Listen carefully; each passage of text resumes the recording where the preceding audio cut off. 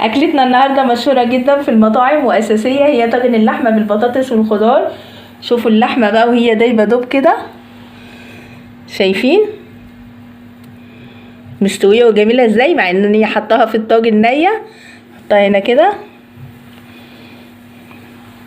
تعالي بقى موريك الخضار وجماله. شايفه الطماطم ما اتهرتش ولا اي حاجه خالص، شايفه، والبطاطس كمان قطع وجميله. حطها هنا كده.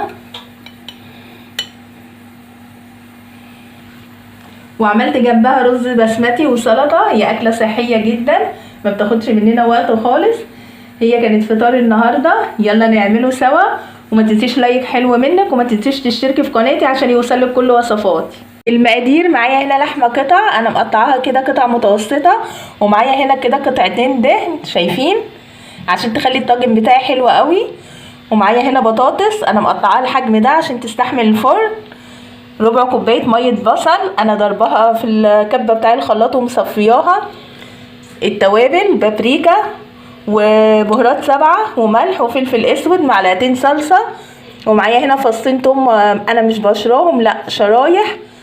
ومعايا هنا التوابل اللي هي الجافه. معايا هنا عود قرفه وورقتين لورا وفصين حبهان. معايا طماطم شرايح، شايفين عاملاها ازاي. والبصل بصي جميل جدا، انا مقطعاهم التقطيعات دي، بيبقى شكلهم حلو قوي في الطاجن. يلا بينا بقى نعمل الطاجن سوا. اول حاجه هنعملها، حضرت البوله بتاعتي اللي هعمل فيها التتبيله بتاعت اللحمه. وبسم الله هنحط ميه البصل كده، وننزل بالتوابل واقلبهم كده مع بعض. التتبيله دي تحفه، بتخلي الطاجن ده في حته تانية خالص.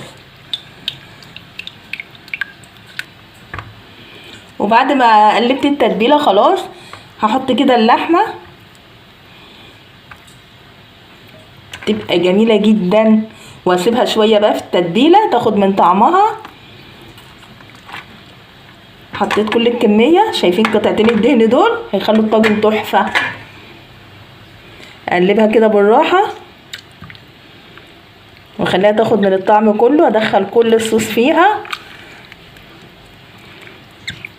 بس هسيبها شويه تتبل بقى، وبعدين ارجع لكم اقول لكم نعمل ايه تاني. جبت الطاجن الفخار بتاعنا الجميل ده بقى، وهنبتدي الرص. نحط كده في ارضيه الطاجن البطاطس. طب لو عايزه تعمليها بطاطس مدوره ماشي براحتك، بس انا القطع احسن، عشان لما تيجي تشيلي القطع بالمعلقه كده مع سوا الفرن ما تلاقيش مثلا البطاطس اتكسرت منك، يبقى شكلها مش حلو.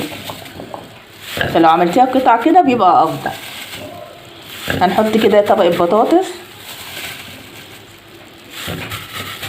هتقولي لي طب انتي ما تبلتيش الخضار؟ انا ما تبلتوش، بس هقولك بقى خليكي معايا وتابعيني. هقولك حركه جميله جدا، هنحطها كانك بالظبط تبلتي الطاجن. وهاجي هنا بقى واقوم حاطه العود القرفه والورقتين اللورا وفصين الحبهان. هبتدي ارص البصل بقى، شايفه انا عاملاه جميل ازاي. الافضل ان انتي تعمليه حلقات زي ما انا عاملاه كده، عشان يستحمل الطاجن لما يدخل الفرن. اهو نرص الطاجن الجميل بتاعنا، حاجه شياكه بقى في العزومات كده. وكميه بقى البصل، الخضار، البصل، الطماطم، زي ما انت عايزه. البطاطس زي ما انت عايزه هتعملي لحد ما الطاجن تمليه. يعني انت مش متقيده مثلا تحطي بصلتين طماطمتين، لا، اعملي كميه الخضار اللي انت عايزاه. وابتدي احط الطماطم بتاعتي. لو انت مثلا عايزه تضيفي للخضار ممكن تضيفي كوسه، حطها كده. ممكن تضيفي اي خضار بتحبيه، بس انا عامله الطاجن بتاعي بطاطس ولحمه كده بالبصل جميله. حط واحده هنا كده بس. واخر حاجه بقى احطها في الطاجن من فوق قطع اللحمه كده، نرصها. عايزه تخليها قطع كبيره ماشي، قطع صغيره براحتك خالص. واقولك على المفاجاه اللي هعملها دلوقتي. قطعه دهن هنا كده،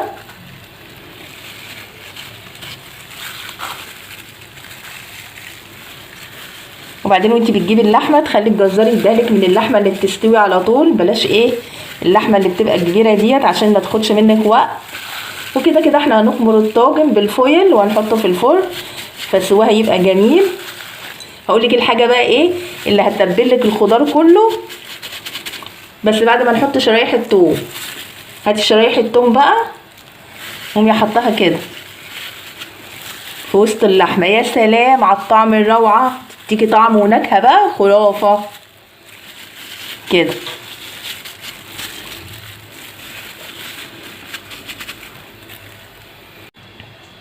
وسر الطاجن بقى اللي قلتلك عليه في التتبيله دي، التتبيله اللي كنا حاطين فيها اللحمه.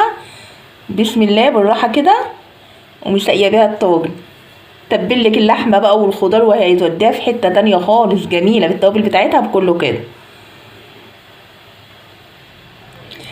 هياخدوا من طعم بعض بقى ومن الصوص ده، وهتلاقي لا اللحمه بالخضار متبلين واخدين من طعم بعض، حاجه كده روعه. شايفه التوابل على اللحمه ازاي؟ وهنا هنسقي الطاجن ازاي بقى. جبت كوبايه ميه ومعلقتين صلصه اللي وريتهم لك في الاول، وهنقلبهم بقى. الصلصه متبله وجميله عشان ايه هنسقي بيهم الطاجن. بس هنسقي الطاجن بتاعنا الجميل بالراحه كده.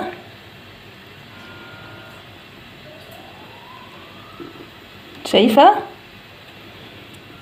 والليه بقى اللي انا حطاها، قطعتين الليه اللي انا حطاهم هيعملوا احلى شغل في الطاجن.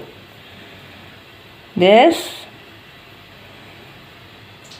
ونوزع باقي الكميه هنا كده بطريقه متساويه عشان الطاجن كله يشرب كميه الصوص كلها.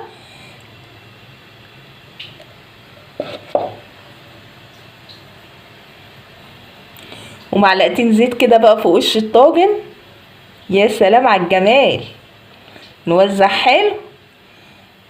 خلاص كده، خلاص كده بعد ما خلصنا الطاجن هنعمل ايه بقى؟ ورق فويل هنقطع حته كده على قد الطاجن. خلاص كده ونقوم ايه نغطي الطاجن بيها. ليه؟ عشان ايه نخمره في الفرن بقى. وما تخافيش الفويل مش هيلمس الاكل بتاعنا.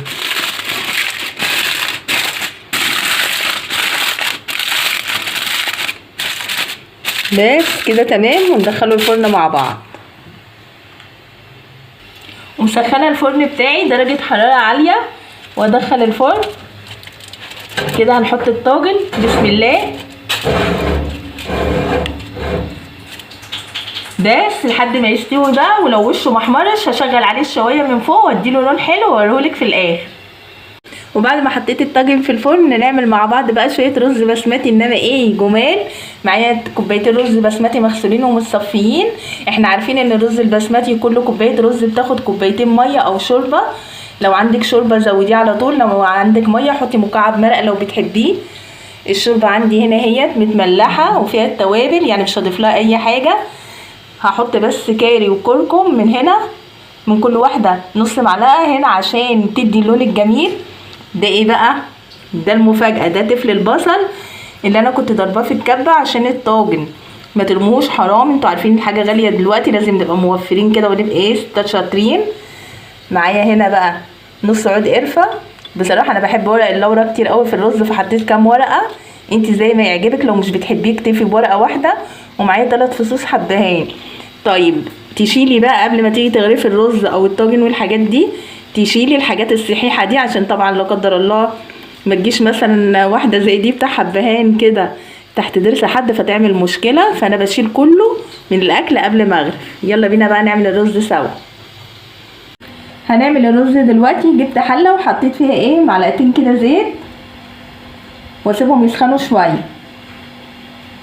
بعد ما سخنوا هننزل ايه بالبصله الصغيره الحلوه بتاعتنا دي اللي قلتلكوا عليها. هنشوحها تشويحه صغيره، وانزل بالتوابل الجافه دي بقى، هتدينا طعم جميل جدا. يا سلام بقى لو معايا وتشم الريحه بتاعت التوابل مع البصله اللي انا حطيتها، حاجه كده تحفه. خلاص هي البصله كده دبلت، مش هديها تسويه اكتر من كده عشان مش عايزه احمرها، وهنزل عليها بالرز.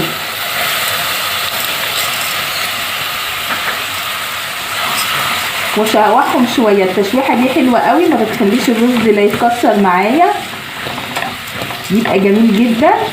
افضل اشوحه كده شويه قبل ما نحط الشوربه. كده احنا ايه بنغلف الرز، بنغلف الرزايه بتاعتنا بحيث ايه ما تتكسرش او تطرى او تبقى وحش. بعد ما شوحت الرز شويه مع الكلام الجميل ده كله، هنزل بالكاري والكركم بقى عشان ايه يدينا اللون الجميل، واقلبهم مع بعض كده. شايفه اللون اختلف خالص ازاي؟ وبصراحه بيدوا طعم حلو قوي في الرز. شايفه خد اللون الذهبي بتاع الرز البسمتي. واخر حاجه هضيفها الشوربه.